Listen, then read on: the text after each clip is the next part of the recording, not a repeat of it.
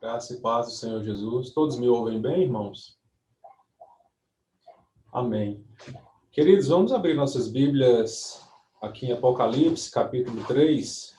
Vamos ler a partir dos versículos 14 em diante.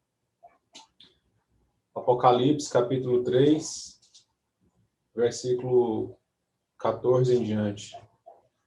Escreve ao anjo da igreja em Laodiceia: estas coisas diz o Amém, a testemunha fiel e verdadeira, o princípio da criação de Deus. Conheço as tuas obras. Sei que não és frio nem quente. Antes fosses frio ou quente. Assim, porque tu és morno e não és quente nem frio, estou a ponto de vomitar-te da minha boca. Porque tu dizes: sou rico, tenho prosperado, e nada me falta. Mas não sabes que és infeliz, miserável, pobre, cego e nu.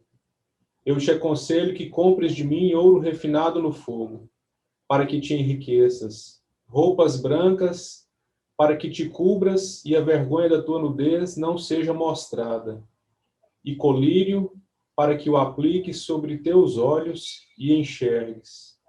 Eu repreendo e castigo a todos quantos amo.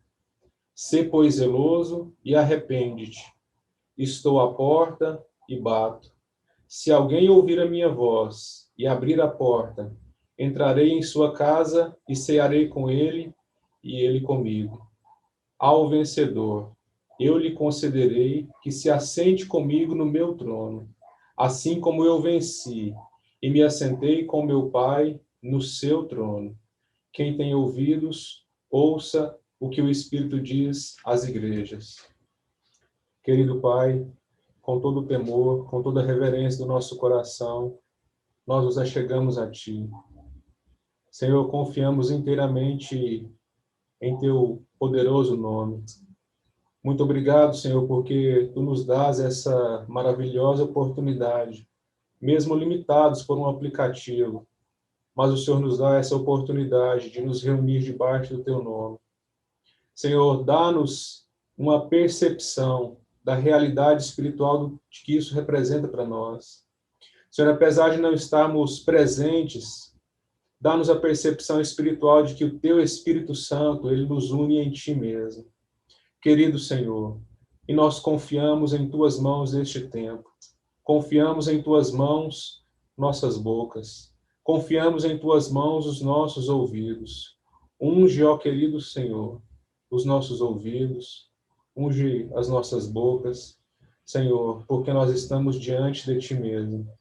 Estamos diante da presença do Rei dos Reis e Senhor dos Senhores, aquele a quem nós havemos de prestar contas um dia.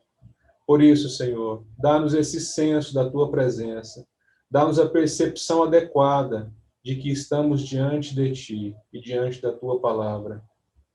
Te agradecemos, Senhor, no nome de Jesus. Amém. Queridos, acredito que todos já leram esse texto. Por algum tempo, nós aqui em Goiânia já estudamos as 7 cartas às igrejas da Ásia. O propósito nosso hoje não é isso, mas é somente ver aqui algumas lições que o Senhor quer trazer para nós. Aqui nessa carta aos Laodicenses, essa carta que nós podemos chamar assim também, porque no começo deste livro de Apocalipse, nós vemos que, em primeira mão, o livro de Apocalipse, essa revelação de Jesus, ela foi endereçada a 7 cartas às igrejas da Ásia, dentre as quais está Laodiceia. E é exatamente esse texto que nós lemos. Queridos, e quando nós olhamos para o livro de Apocalipse, nós ficamos maravilhados porque o propósito, a essência, o assunto de Apocalipse é a revelação de Jesus Cristo. João, ele começa já descrevendo dessa forma, Apocalipse 1:1, ele começa dizendo revelação de Jesus Cristo. Então nós sabemos, nós temos a plena convicção que esse livro tão maravilhoso de Apocalipse, ele foi escrito para nos revelar a pessoa e a obra de Cristo. Mas não só isso. Nós vemos que ele é um livro também de profecia. Um livro de profecia em que o Espírito Santo deu a João para que ele repartisse isso conosco. Então nós sabemos, é muito claro para nós quem é o autor desse livro, e é muito interessante a forma com que o autor desse livro, como João, ele se intitula. Em vários dos seus escritos, principalmente no seu evangelho, ele diz que ele era aquele discípulo a quem o Senhor amava. Então, a identidade de João. João, ele se identificava. João, ele se intitulava, nem mesmo como um apóstolo, mas no mais das vezes, ele se intitulava o discípulo a quem Jesus amava. Então, ele percebia e ele se sentia assim, alguém que foi profundamente amado pelo Senhor Jesus. Alguém que foi amado incondicionalmente. Apesar de ele ser considerado filho do trovão, de talvez ser um tanto quanto impetuoso, mas ele reconhecia a si mesmo, apesar de quem ele era, ele reconhecia que ele era um discípulo, um seguidor do nosso Senhor. E não somente um seguidor, mas era um seguidor que foi profundamente amado e incondicionalmente amado pelo seu Senhor. Então, ele se intitulava e ele se qualificava com essa identidade. E quando nós lemos os primeiros versículos de Apocalipse, isso fica tão claro e tão nítido para nós. Então, quando nós... Vamos abrir, por favor, Apocalipse 1:1, só para a gente ter isso em nossas mentes. Como nós dissemos, irmãos, é claro para nós, o próprio apóstolo João, ele coloca aqui que o Senhor havia dado a ele essa revelação para que ele escrevesse, e foi uma ordem do Senhor para que isso não ficasse oculto, mas que ele escrevesse isso. Por algumas vezes, o próprio Senhor Jesus, na visão que ele teve, ele diz a João, fala, João, eu quero que você escreva essas coisas. Então, nós temos aqui de uma forma muito clara, e essa carta, né, esse livro, foi escrito aproximadamente aí entre 90 e 95 depois de Cristo.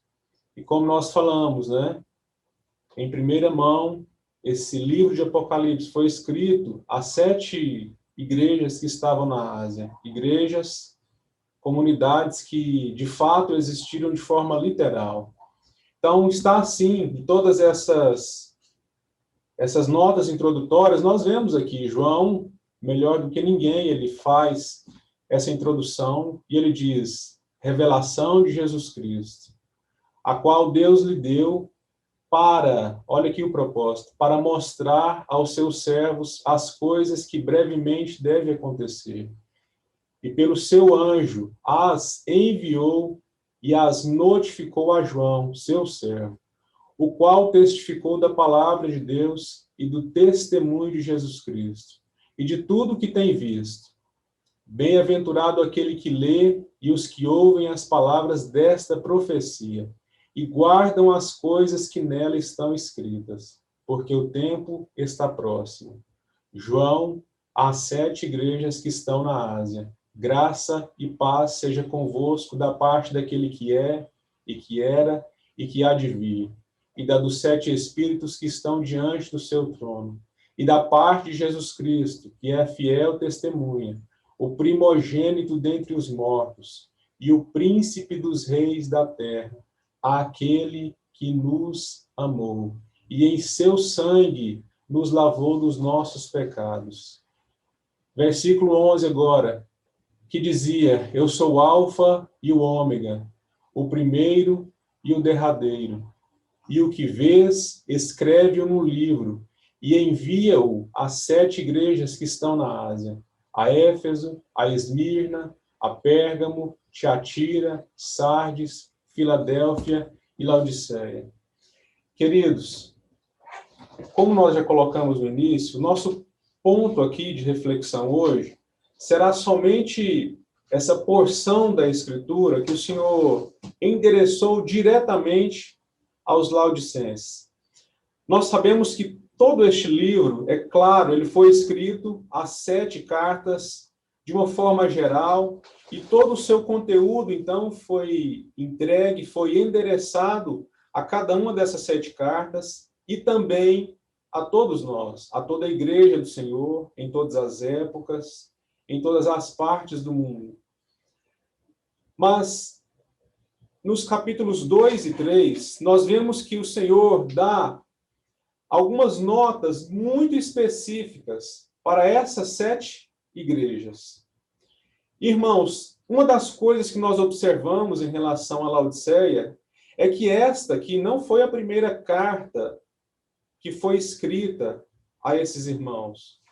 Nós sabemos que o Espírito Santo, por meio de Paulo, ele escreveu uma outra carta, algum tempo antes, a essa igreja que estava em Laodiceia.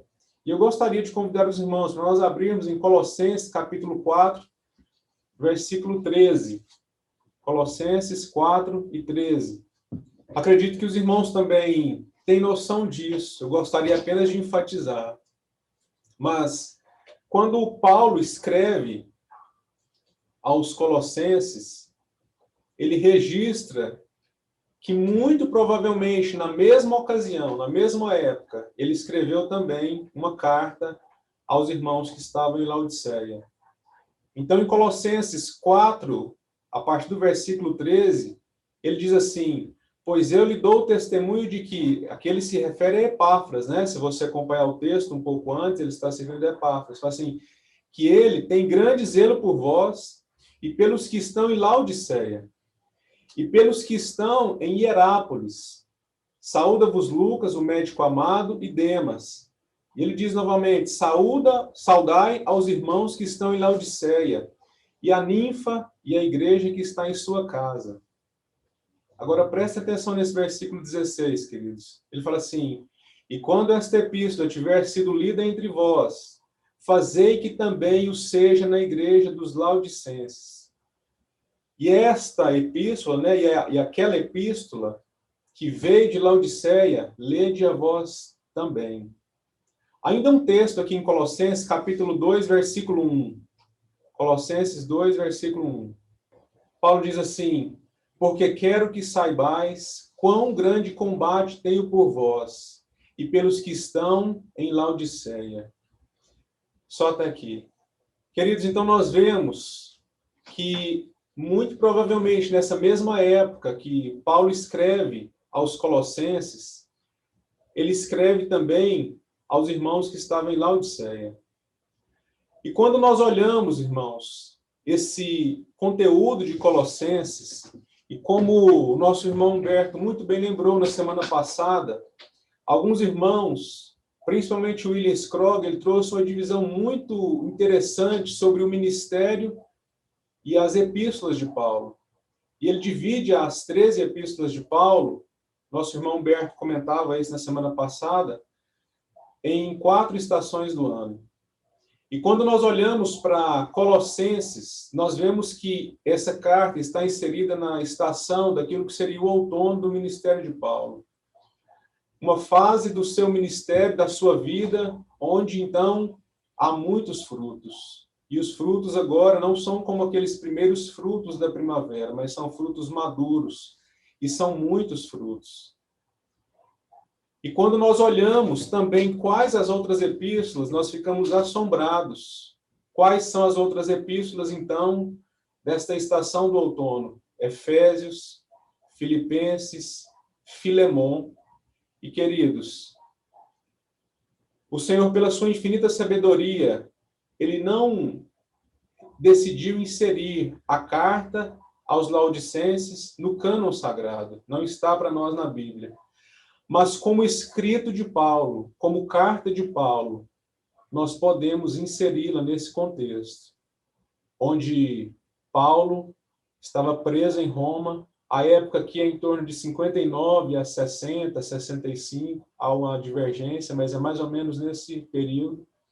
em que Paulo está preso ali, ele escreve essas, nós podemos dizer assim, essas 5 cartas. 4 delas nós temos ainda os registros e foram inseridas como Sagrada Escritura, como cânon sagrado. Pela infinita sabedoria, como nós dissemos, do Senhor, isso, a carta à igreja aos Laodicenses não foi incluída aqui. Mas, irmãos, nós não podemos de forma alguma negar que muito provavelmente o conteúdo de todas essas cartas, a natureza, a essência, a profundidade de todas essas cartas, elas guardam muitas semelhanças com aquilo que foi escrito aos irmãos em Laodiceia. Quando nós olhamos, por exemplo, para Efésios e Colossenses, muitos irmãos chamam elas de 2 cartas gêmeas. Queridos, se essa carta a Laodiceia não se tivesse perdido, talvez nós podemos imaginar que seriam 3 cartas trigêmeas, que revelariam algo de mais profundo a respeito da natureza, da vida e da obra do nosso Senhor Jesus e daquilo que a sua igreja é nele mesmo. Porque o que Efésios e Colossenses revelam para nós, Efésios, então, revela a glória da igreja como corpo de Cristo, como parte dele mesmo. E Colossenses revela a glória, a beleza, as riquezas do próprio Cristo. Queridos irmãos, então, acredito eu, não podemos afirmar com certeza, mas se esta carta que Paulo escreveu, que ele registra aqui, se essa carta que foi endereçada primeiro, antes de Apocalipse, os irmãos em Laodiceia receberam essa carta de Paulo. Então nós podemos imaginar, irmãos, não podemos afirmar com certeza, mas podemos imaginar que havia um conteúdo muito profundo daquilo que é a vida, a pessoa e a obra do nosso Senhor Jesus. E quando nós vemos as exortações, como nós lemos em Apocalipse, nós ficamos por entender o que aconteceu com aqueles irmãos. E até cogitamos, será, é claro, irmãos, já falamos e repito, foi pela infinita sabedoria e soberania do Senhor que essa carta não foi entregue, não foi colocada nas Sagradas Escrituras. Mas, queridos, será que também não houve uma falta de zelo daqueles irmãos em guardar os manuscritos? Será que não houve também uma falta de ter guardado a palavra do Senhor? Não podemos afirmar, mas, como já disse, o conteúdo, acredito eu, que foi muito próximo daquilo que nós vemos em Efésios e em Colossenses. Irmãos, só um pouco da história da igreja ali em Laodiceia. Eu não quero me perder muito tempo nessas questões, mas é interessante para nós entendermos algumas palavras que o Senhor utiliza, para nós entendermos, então, o contexto ali. Laodiceia era uma cidade muito rica da Ásia Menor. Ela ficava no Vale do Rio Lico e estava muito próxima mesmo de Herápolis e de Colossenses. Então, muito provavelmente é por isso que Paulo menciona ali em Colossenses, tanto Hierápolis, e menciona também que havia escrito uma carta à igreja que estava ali em Laodiceia. Hoje, a região onde estava a cidade de Laodiceia são a ruína e fica na região da Turquia, do país da Turquia. Na época, ali em Laodiceia, havia, então, um importante centro bancário daquela região da Ásia Menor.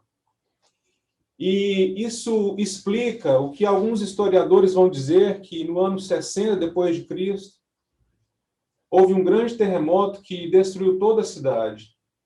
Roma, então, exercia o seu império, então foi aprovado no Senado romano uma assistência financeira para ajudar Laodiceia a se reconstruir. Eles recusaram aquilo porque eles estavam, muito provavelmente esse centro financeiro, os recursos financeiros desses bancos eles autopromoveram a sua reconstrução. Então, eles recusaram a ajuda que veio de fora. Havia ali também, irmãos, apesar da riqueza da cidade de Laodiceia, eles não tinham uma provisão de água. A água deles vinha de Herápolis, e Herápolis havia ali fontes termais de água. E esse abastecimento era por meio de aquedutos.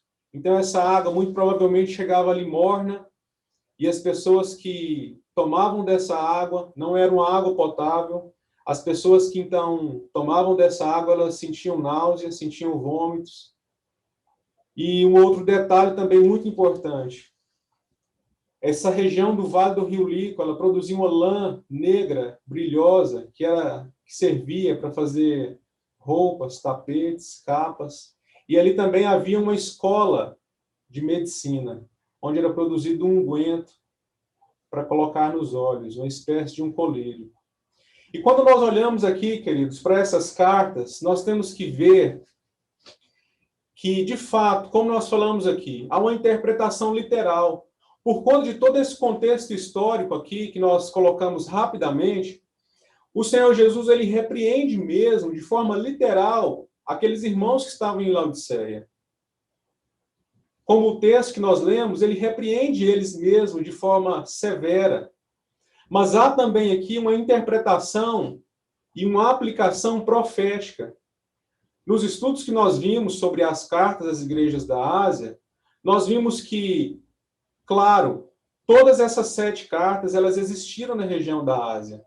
E, em primeiro lugar, em primeira mão, o Apocalipse foi endereçado a essas 7 igrejas, e cada uma delas, nas suas peculiaridades, foram, então, exortadas ou confortadas, foram comunicadas pelo nosso Senhor Jesus e tiveram aplicações literais e temporais para elas mesmas. Só que nós não podemos desprezar, irmãos, e talvez para nós, isso é o que de mais rico nós temos, que é essa interpretação profética e essa aplicação atemporal que tem para nós. Quando nós olhamos e temos um panorama geral das 7 cartas, nós vemos que as 3 primeiras, um detalhe antes de nós falarmos isso, né? Do ponto de vista profético, nós vemos que cada uma dessas 7 igrejas da Ásia, elas representam, então, um período específico da história da igreja. Quando nós olhamos as 7, nós vemos, a maioria dos irmãos que já gastaram tempo estudando, eles são unânimes em dizer que as 3 primeiras correspondem ao período histórico que já passou. Mas as 4 últimas, há também um consenso de que essas 4 últimas cartas, elas correspondem, do ponto de vista espiritual, às igrejas que estarão aqui na vinda do nosso Senhor. E quais são elas? Tiatira, Sardes, Filadélfia e Laodiceia. E quando nós olhamos, irmãos, o panorama nosso hoje atual, nós percebemos que isso se encaixa de uma forma muito especial. Tiatira, então, a ênfase que o Senhor coloca ali é aqueles que não se arrependeram da sua prostituição.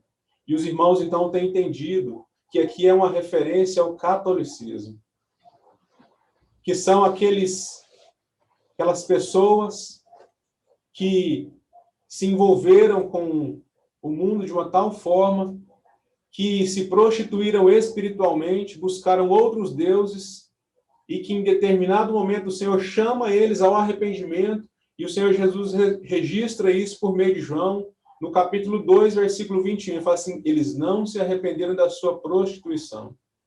Nós temos também Sardes, que corresponde ao protestantismo decaído, que mesmo após a reforma, há alguma parte desse protestantismo que ele é decaído, o Senhor registra, ele condena, ele fala assim, eles têm a fama, eles têm o nome de que estão vivos, mas eles estão mortos. Apocalipse 3 e 1. Filadélfia, então, representa a igreja restaurada. A igreja, aquela que está aguardando, de fato, a vinda do Senhor. O amor entre os irmãos. Filadélfia, é isso que representa. E qual a tônica ali que o Senhor deixa? Eles sustentam o testemunho do Senhor. Ele diz assim: guardaste a minha palavra e não negaste o meu nome. Por isso ali havia uma porta aberta. Apocalipse 3:8. E a última delas, Laodiceia. Queridos, essa é uma igreja marcada de uma forma muito forte por seu orgulho espiritual e pela indiferença. E aqui nós não podemos esquecer, queridos irmãos, Laodiceia é o resultado, talvez, de uma Filadélfia que se orgulhou daquilo que o Senhor confiou em suas mãos. Nós vimos aqui, Filadélfia é uma igreja onde havia uma porta aberta. Nós vamos ver que aqui, ao contrário, em Laodiceia, a porta estava fechada e o Senhor estava do lado de fora, querendo entrar e ter comunhão com eles. Queridos, então alguns pontos aqui para nossa reflexão. Como nós vimos, essas 4 características da igreja do Senhor, elas estarão aqui na vinda do Senhor. Queridos irmãos, a exortação que o Senhor traz aqui para Laodiceia, ela tem um tom muito pesado. E aqui, irmãos, eu gostaria que vocês compreendessem bem. Essa exortação que o Senhor traz, ela tem um caráter de nos advertir quanto à urgência da sua vinda e quanto à conduta do nosso coração para com ele. Então, o primeiro ponto para nossa reflexão, apesar desse tom severo da exortação do nosso Senhor, nós vemos que o Senhor não expõe, ele não aponta nenhuma heresia e nenhuma imoralidade aqui nessa carta. Ele não aponta, como ele apontou em outras igrejas, por exemplo, alguns pontos doutrinários equivocados. Ele não aponta nenhum desses. A objeção do Senhor aqui contra a igreja de Laodiceia era a sua conduta prática. Era o testemunho da real natureza daquilo que é a igreja. Ao contrário do que estava ali acontecendo, do que está acontecendo em Filadélfia, sobre o testemunho do Senhor. Vejam que em Filadélfia é uma igreja caracterizada por aqueles que guardam a palavra do Senhor, aqueles que sustentam o testemunho do Senhor. Laodiceia, ao contrário, é uma igreja que, apesar do seu discurso ser um discurso próximo, talvez, do que é Filadélfia, a sua conduta não era. O seu testemunho prático estava muito distante do seu discurso. Então, a objeção do Senhor aqui é em relação à conduta prática, ao seu testemunho. Então, o segundo ponto que nós vemos aqui é a forma com que ele se apresenta a esta igreja. Em todas as igrejas, essas 7 igrejas da Ásia, o Senhor Jesus ele se apresenta como a resposta, como a solução para o problema vivenciado por cada uma daquelas localidades. Então, nós precisamos entender que também, durante todas as eras, durante toda a história da igreja, e agora, neste exato momento, o Senhor Jesus ele se apresenta também como a solução. Ele se apresenta como uma resposta àquilo que falta. Ele se apresenta como a substância daquilo que está faltando, daquilo que ele aponta como erro. Então, como que ele se apresenta? Versículo 14, Apocalipse 3:14. Ele começa dizendo assim: e ao anjo da igreja de Laodiceia, ao mensageiro da igreja de Laodiceia, escreve: isto diz o Amém. Essa palavra, queridos, a origem dela é do hebraico, ela foi traduzida para o grego. e o seu significado ela pode diferenciar. Quando ela está no começo de uma frase, ela significa certamente, verdadeiramente, a respeito de uma verdade. Então ele começa dessa forma, certamente. Isto diz o amém. E ele também fala, ele coloca 3 pontos a respeito de si mesmo. Ele fala assim, isto diz o amém, a testemunha fiel e verdadeira, aquele que é eternamente fiel e verdadeiro. Aquele que, apesar da infidelidade do seu povo, ele permanece fiel. Então, ele é essa testemunha fiel. Se o grande problema aqui em Laodiceia é o testemunho prático da vida da igreja, da real natureza da vida da igreja, ele se apresenta aqui, então, como a testemunha fiel e verdadeira. Nós vamos ver que ele exorta essa igreja em Laodiceia e a sua exortação, a tônica dela é para dizer que o testemunho dela não era fiel e não era verdadeiro. Então, ele se apresenta exatamente como a solução, como a resposta.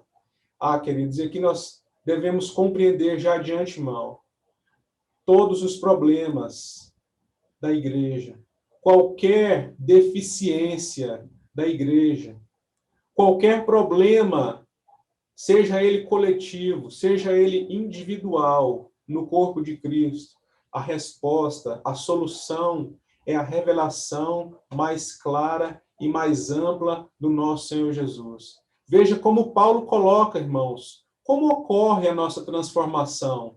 Ele diz em 2 Coríntios 3:18, que nós somos transformados à medida em que nós contemplamos a face do Senhor como que por um espelho. E ele fala que o resultado da contemplação constante do nosso Senhor é uma transformação de glória em glória.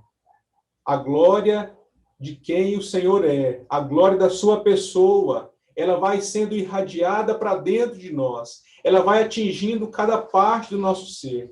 A luz e a glória do Senhor vai entrando em nós, nas trevas que há dentro de nós, naqueles lugares onde há as deficiências. Então, a partir disso é que nós somos transformados. E é isso que o Senhor vem e já, nesse primeiro momento, ele se apresenta. O testemunho de vocês está equivocado. O testemunho de vocês não é fiel e não é verdadeiro. Mas eu me apresento a vocês como a testemunha fiel e verdadeira. Ele não diz só isso, ele fala também, eu sou o Amém, eu sou a testemunha fiel e verdadeira, e eu sou também o princípio da criação de Deus. A palavra ali, princípio, tem a ver com origem. Ele é a origem da criação de Deus. Porque, como o próprio João disse em outro momento no seu evangelho, que todas as coisas foram criadas por meio dele e para ele. E sem ele, nada do que foi feito se fez. Paulo também depois vai dizer que todas as coisas foram criadas nele, para ele, e não somente isso, mas que todas as coisas subsistem. Todas as coisas, então, elas permanecem em funcionamento, todo esse universo, a ordem universal de todos os astros, de todo esse universo, ela só mantém a ordem com que ela está hoje, por causa do nosso Senhor Jesus. Porque todas as coisas não somente têm origem nele, mas elas se mantêm em funcionamento nele mesmo. Se o Senhor Jesus fosse retirado deste universo, tudo, absolutamente tudo, se desintegraria. Porque ele é a origem de todas as coisas. Não somente a origem da criação, mas ele é a origem da manutenção de todas as coisas. Mas não é só isso. Paulo também vai falar para nós que todas as coisas vão convergir em torno dele. Porque ele é a consumação de todo o propósito de Deus. Tudo que foi criado só tem sentido se um dia se voltar e tiver em si mesmo a glória e a beleza de Cristo Jesus. Então, ele é O Amém, ele é a testemunha fiel e verdadeira, e ele é também o princípio da criação de Deus. Terceiro ponto, irmãos, já no versículo 15, para todas as igrejas ele diz isso, e aqui não é diferente. Ele fala assim, eu conheço as tuas obras. Ah, queridos, aqui nós precisamos entender que esse Senhor Jesus que está revelando essas coisas aqui, que revelou essas coisas para João, que determinou que João escrevesse às igrejas, que está dizendo agora, especificamente a Laodiceia, esse Senhor Jesus, ele é aquele que se apresentou a João, no capítulo 1, como aquele que tem os olhos como chamas de fogo. Nada nesse mundo, nem em nós, nem em qualquer lugar, pode esconder a verdadeira natureza. Por mais que nós tentemos disfarçar o que está dentro de nós, ele conhece exatamente as nossas obras. E ele não conhece somente a exteriorização, ele não conhece somente a prática e cada ato em si nosso, mas ele conhece os motivos pelos quais nós fazemos cada coisa que fazemos e também os motivos pelos quais nós deixamos de fazer. Então ele conhece não somente as nossas obras de comissão, as nossas obras positivas, aquelas que nós fazemos, mas ele conhece também as nossas condutas omissivas, aquilo que nós deveríamos fazer e nós não fazemos. E ele conhece exatamente a essência e a motivação de cada uma delas. Então ele diz, esse Jesus exaltado, porque a visão que João teve é a visão do nosso Senhor Jesus após o Pai ter ressuscitado e ele ter sido exaltado. Por isso, então, é que João tem aquela visão gloriosa do nosso Senhor Jesus. E nessa visão ele vê que esse Senhor Jesus, glorificado agora, ele tem os seus olhos como chamas de fogo. E aqui já ele começa, pelo fato de saber, pelo fato de conhecer as nossas obras, ele fala assim, vocês são mornos. Vocês não são nenhuma coisa e nem outra. Vocês estão em cima do muro. Vocês não têm um posicionamento. Vocês estão em uma dubiedade. Vocês têm um coração dobre. Vocês não têm um posicionamento firme. Vocês são indiferentes. É aquilo que o Senhor Jesus diz. Tocamos-vos flautas e não dançastes. Cantamos-vos lamentações e não chorastes. Estamos indiferentes. Irmãos, no início nós vimos aqui essa carta que é escrita agora, aqui mais ou menos no ano 90, 95. Ela foi escrita mais ou menos há uns 25, 30 anos depois do que aquela igreja, do que aquela carta, aquela primeira carta que nós temos o registro ali em Colossenses, foi endereçada àqueles irmãos. E como nós vimos, queridos, muito provavelmente o conteúdo de revelação de Cristo ali foi algo muito profundo. Algo das profundezas, das riquezas do nosso Senhor Jesus. Porque é isso que nós vemos em Colossenses e é isso que nós vemos em Efésios. Mas agora, a repreensão do Senhor é que, mesmo diante de tamanha revelação que eles tiveram, eles se tornaram indiferentes. Queridos, alguns dias o Senhor tem me confrontado bastante em relação a isso. Porque por um longo tempo, digo particularmente de mim, nós temos recebido algo de tamanha profundidade do Senhor. Nós temos recebido a palavra do Senhor. Assim como Paulo diz àqueles irmãos ali na região da Galácia, ele fala assim, quem vos enfeitiçou? Porque quando eu estive aí com vocês, Cristo foi manifesto, foi revelado.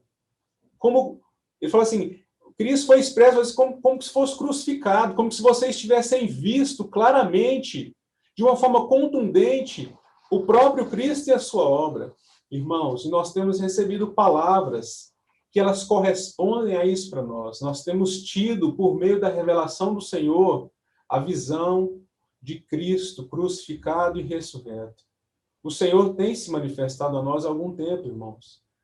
Amém, graças ao Senhor por isso. Mas o que nós temos feito com isso? O Senhor tem exigido isso de uma forma muito contundente de mim nesses últimos dias. Será que o Senhor tem revelado a nós tanta riqueza, tanta beleza, tanta glória por meio da sua palavra? Será que ele tem exposto o seu próprio Filho a nós, para que nós guardemos isso e só compartilhemos entre nós? Queridos, nós temos visto com os nossos próprios olhos muitos sofrimentos. As pessoas estão se debatendo. Nunca houve um momento tão apropriado para que a Igreja do Senhor se levantasse e proclamasse o Evangelho como no nosso tempo. As pessoas estão sedentas. Mas o que nós temos feito, queridos? Digo por mim, eu tenho percebido uma atitude de indiferença muito forte no meu coração. Nós temos visto pessoas morrerem sem o Senhor. Nós temos visto pessoas sofrerem. Nós temos visto pessoas clamarem por socorro espiritual. Não estou dizendo só no sentido material, não somente no sentido biológico, mas principalmente no sentido espiritual. E o que nós temos feito? Nós temos ficado indiferentes. Ah, irmãos, eu acho que chegou o momento de nós pegarmos e abrirmos essa carta aos irmãos em Laodiceia e começar a ler essa carta para nós mesmos. Será que o Senhor tem se revelado de uma forma tão preciosa para nós, para que nós guardemos isso, para que nós sejamos como uma represa, uma água parada? Acredito que não, irmãos. A intenção do Senhor é que nós sejamos como um rio que flui, que isso não fique em nós, mas que isso jorre para a vida eterna, assim como ele fala para aquela mulher samaritana. Mas ao contrário disso, talvez nós temos sido uma represa, um mar morto, que temos recebido tanta palavra, temos recebido tanta graça do Senhor, mas isso não faz nenhuma diferença para nós. Nós estamos mornos, nós estamos indiferentes. Tanto faz para nós. Nós não temos sentido a urgência do Senhor quanto à proclamação do seu Evangelho. Nós não temos visto o clamor e nós não temos sentido dores de parto, como muitos servos do passado sentiram. Um outro ponto para nossa reflexão, irmãos, é que Laodiceia, ela não conhecia a sua verdadeira realidade. E é aqui que está o verdadeiro perigo. O Senhor, ele se apresenta a essa igreja e fala assim: eu conheço as obras de vocês. Eu conheço. Eu tenho olhos como chamas de fogo. E no versículo 17, ele fala assim: porque dizes, rico sou, tenho prosperado e de nada tenho falta. E aí na parte B, na segunda parte desse versículo 17, ele fala assim: mas vocês não sabem, mas não sabeis a verdadeira realidade.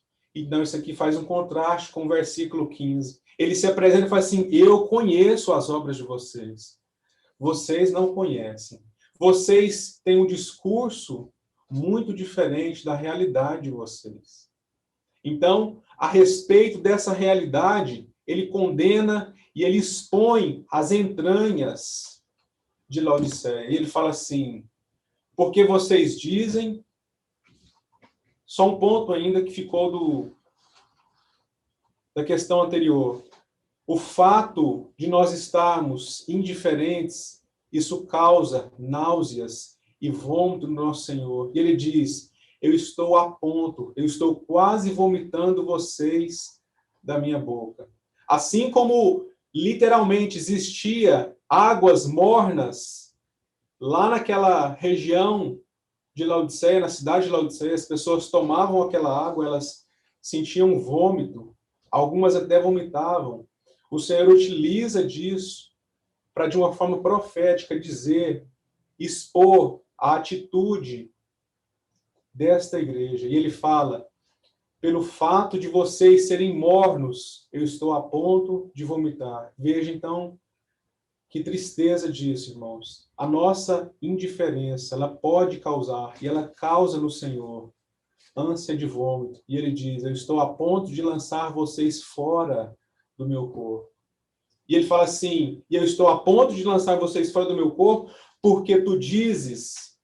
Ele fala assim, olha, o discurso de Laodiceia é este. Sou rico, tenho prosperado, e de nada tenho falta.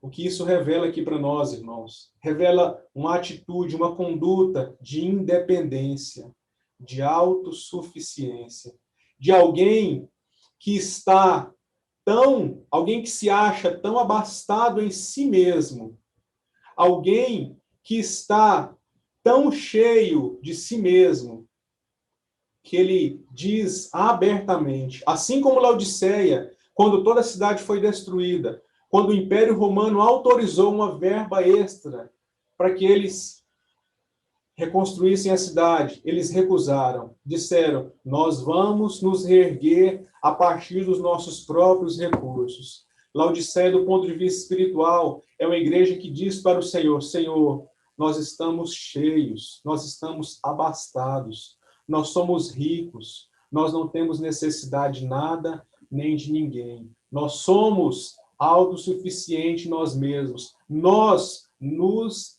bastamos. Irmãos,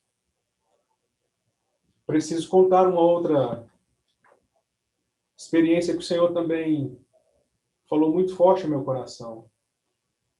Algum tempo atrás, quando eu comecei a reunir com os irmãos, a primeira experiência que eu tive foi com o estudo das 7 cartas às igrejas da Ásia. E o Senhor, de uma forma muito preciosa, ele trouxe luz a respeito do que era, de fato, a vida da igreja. O que era realmente a igreja do ponto de vista de Deus. Irmãos, sabe o que isso fez ao longo do tempo no meu coração? Eu me reunia em uma denominação. Me perdoem, irmãos, contar isso, mas eu preciso contar. Eu me reunia em uma denominação.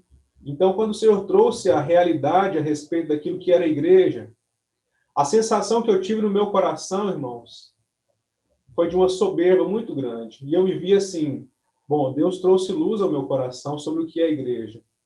Isso que eu estou não é a igreja. E eu começava, então, a querer discutir, a querer mostrar que o ponto de vista que eu tinha estava correto. E aquilo eu olhava para as denominações, de um modo geral, e principalmente para aquela que eu me reunia, eu olhava com desprezo. E o Senhor me trouxe a ver isso. Porque veja aqui, irmãos, essa igreja, ela recebeu algo muito profundo do Senhor. Tanto é que o Senhor não traz aqui nenhuma exortação sobre imoralidade e nem heresia. Eles tinham muito conhecimento a respeito do Senhor. Eles tiveram muita luz do Senhor. Mas o que isso fez com Laodiceia, então? Isso causou uma grande soberba no coração deles. Então eles poderiam dizer, eu tenho muita luz do Senhor e nós não precisamos de nada novo. Nós não precisamos nem mesmo do próprio Espírito Santo para nos conduzir e dizer o que devemos fazer. Nós temos todos os ensinamentos. Nós temos tudo aquilo de mais profundo que o Senhor poderia revelar. Então, essa igreja se portava dessa maneira. Eu não preciso de nada. Eu me basto em mim mesmo. Mas aí o Senhor expõe as entranhas, assim como ele expôs, e assim como ele tem exposto dia após dia as minhas entranhas. E ele diz então, vocês não sabem, eu conheço as obras de vocês, mas vocês estão dizendo que vocês são ricos, que vocês não têm necessidade de nada, mas eu quero dizer qual que é a realidade, qual que é a sua realidade. Ele fala assim, a última parte do versículo 17, mas não sabes que és desgraçado. Olha a palavra que ele usa, irmãos. Essa palavra só aparece 2 vezes em toda a Bíblia. A outra vez que ela aparece, é Paulo que diz, lá em Romanos 7, 24, quando ele diz assim, miserável homem que sou, quem me livrará do corpo desta morte? Então aparece aqui pela segunda vez, desgraçado. Essa é a palavra que ele usa para revelar a natureza, as entranhas daqueles que estavam se achando que não necessitava de nada nem de ninguém. E o sentido aqui é infeliz, aflito, indigno. E ele depois diz, vocês são desgraçados, você é infeliz. E o sentido aqui é alguém que é digno de lástima, miserável, literalmente. Não só isso, ele fala assim, você é pobre. Aqui a descrição, irmãos, é de alguém no estado de mendicância. É a descrição de um mendigo que pede esmola, um necessitado em todos os sentidos, que não consegue prover nada, absolutamente nada para si. Um desamparado, indigente, cego do ponto de vista mental e nu. Vocês estão despidos. E aqui o que nós percebemos é que quando a igreja ela se porta com uma atitude de independência, uma autossuficiência, orgulho espiritual e justiça própria, sabe o que acontece? Ela fica despida. Ela não tem as vestes de Cristo Jesus. E um outro ponto para a nossa reflexão é o conselho do Senhor. Diante disso, no versículo 18, olha o que ele diz: aconselho-te de mim que compres ouro provado no fogo. Esse ouro aqui, provado no fogo, fala da natureza de Deus. E qual o objetivo, qual o propósito aqui de eles comprarem ouro refinado com fogo? Para que te enriqueças. Porque eles estavam achando que não necessitavam, mas eles eram os mais necessitados de todos, os mais pobres de todos. Por isso eles falam, por isso o Senhor Jesus fala, a verdadeira riqueza que vocês necessitam é a natureza de Deus. É a minha natureza. A natureza do Pai deve ser impregnada em vocês por meio da obra do Espírito Santo. Então ele fala, comprem de mim, paguem o preço para vocês terem ouro refinado com fogo, ouro provado com fogo. E ele também recomenda, ele aconselha que aquela igreja compre dele vestes brancas. Isso fala do quê, irmãos? Da purificação, da nossa purificação pelo sangue de Jesus. E aqui há um duplo objetivo, para que te vistas e para que seja tampada, para que não apareça a vergonha da sua nudez. Não só isso. Compre de mim também colírio, para que vocês unjam os olhos de vocês e para que vocês tenham a percepção clara, para que vocês vejam, para que vocês enxerguem a realidade de quem vocês são. E aqui no final já ele diz, versículo 19, um outro ponto de reflexão para nós, que é a repreensão e o castigo do Senhor como uma manifestação do seu imenso, eterno amor por nós. Ele fala assim, eu repreendo e castigo a todos quantos amo. E ele fala, sê, pois, zeloso e arrepende-te. Queridos, essa igreja que achava que estava rica, ela estava muito necessitada. Irmãos, e de fato essa é a nossa verdadeira condição. Em Cristo, nós fomos regenerados. Amém por isso. Nós fomos alcançados pelo Senhor. Mas nós não podemos esquecer que ainda enquanto estivermos sujeitos a este corpo terreno, nós ainda sofremos muitas influências do pecado. Por isso é que Paulo, em Romanos 7, tenho para mim que aquela descrição que Paulo faz em Romanos 7 não é de um irmão imaturo, mas é de alguém maduro, que, à medida em que ele vai recebendo luz e revelação do Senhor, mais e mais são mostradas as suas entranhas, mais e mais são reveladas as suas trevas, ao ponto dele chegar a dizer, quem me livrará do corpo desta morte? Porque Paulo, ele entendia, Paulo ele foi um homem que, à medida que ele foi recebendo revelação do Senhor, ele foi vendo cada vez mais e mais o quanto ele era pecador e o quanto ele era necessitado do Senhor. O Senhor Jesus, nas bem-aventuranças, fala assim, bem-aventurados, mais que felizes, aqueles que têm fome aqueles que têm fome. Bem-aventurados são aqueles que são pobres de espírito. É a mesma palavra que é usada aqui. Irmãos, nós precisamos compreender diante do Senhor que nós somos totalmente necessitados. Nós somos literalmente como mendigos que necessita do Senhor para tudo. O Senhor Jesus já havia dito isso. Ele fala assim: eu sou a videira, vocês são ramos, e vocês são ramos que ainda foram enxertados. E ele fala: sem mim, se vocês não estiverem ligados nesta videira que sou eu, vocês não podem fazer nada. Nós então somos os mais necessitados de todos. Então aqui o Senhor vem e diz a esta igreja: vocês acham que não tem necessidade, mas vocês são os mais necessitados, os mais indignos de todos. Então, eu recomendo a vocês que vocês comprem de mim ouro, que vocês comprem, que vocês lavem as suas vestes no sangue de Cristo. Não busquem a autossuficiência. Não achem que vocês se bastam em si mesmos. Não achem que as obras de vocês serão suficientes, que são suficientes para justificar vocês diante de Deus. E por último, irmãos, eu já quero concluir aqui. O nosso Senhor, de uma forma muito amorosa, apesar de toda essa descrição tão contundente que ele faz aqui, apesar de toda essa exortação, como ele mesmo disse, ele repreende a todos quantos amam. Irmãos, tudo que Laodiceia fez, tudo que eu fiz, tudo que você fez, irmãos, nós éramos dignos de sermos lançados no inferno. Mas o nosso Senhor, ele não faz isso conosco. Ele repreende por causa do seu infinito amor. E olha o que ele diz aqui no versículo 20. Apesar da natureza, apesar da indiferença, apesar do orgulho espiritual de Laodiceia, olha o que o Senhor Jesus fala a essa igreja: eu estou à porta.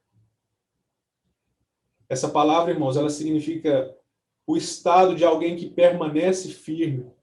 É a posição de alguém que não desiste. Ele fala assim: eu estou. Ele não fala assim: eu cheguei agora. Ele não fala assim: eu estive na porta e bati e saí. Não, ele fala assim: eu estou. E nesse exato momento, o nosso Senhor Jesus, ele está nos corações em que ele está de fora. Ele não desistiu. Ele ainda está batendo. Ele está à porta. Ele permanece firme em uma posição de alguém que não desiste. Ele fala assim: eu estou à porta e eu bato. E esse bato aqui, ele tem um sentido de ser algo constante. Irmãos, e esse bater, essa posição firme do Senhor que não desiste, esse bater é a sua palavra, é o seu Espírito todos os dias, constantemente falando a nós. E ele fala: se alguém abrir, eu vou entrar. Eu não vou somente entrar, eu vou ter uma comunhão plena. Eu vou entrar, eu vou cear com ele e ele comigo. Queridos, na mesa do Senhor nós deveríamos ter, todos os domingos, nós deveríamos ter essa sensação de que nós somos necessitados e que as nossas atitudes, às vezes, colocam o Senhor do lado de fora do nosso coração. Mas ele é esse Senhor amoroso, que dia após dia, ele está batendo com a sua palavra, com o seu Espírito. Ele não desiste de nós. E ele quer que nós tenhamos a atitude, a iniciativa de abrir a porta. Porque ao abrir a porta, ele então irá entrar, ele irá cear conosco e nós cearemos com ele. Isso fala de comunhão plena. Isso fala de uma comunhão real e viva. Não somente uma comunhão por palavras. Não somente uma comunhão de discurso, mas é uma comunhão viva e real com o nosso Senhor. E olha a promessa que ele faz: ao que vencer, lhe concederei que se assente comigo no meu trono. Ah, irmãos, como nós podemos entender que quem tem atitudes como essa igreja, pode receber do Senhor uma promessa como essa, de reinar com o Senhor, de assentar no seu trono como ele venceu e se assentou no trono do seu Pai. Somente o nosso Senhor pode dizer isso a nós. E ele termina dizendo: quem tem ouvidos, ouça o que o Espírito diz às igrejas.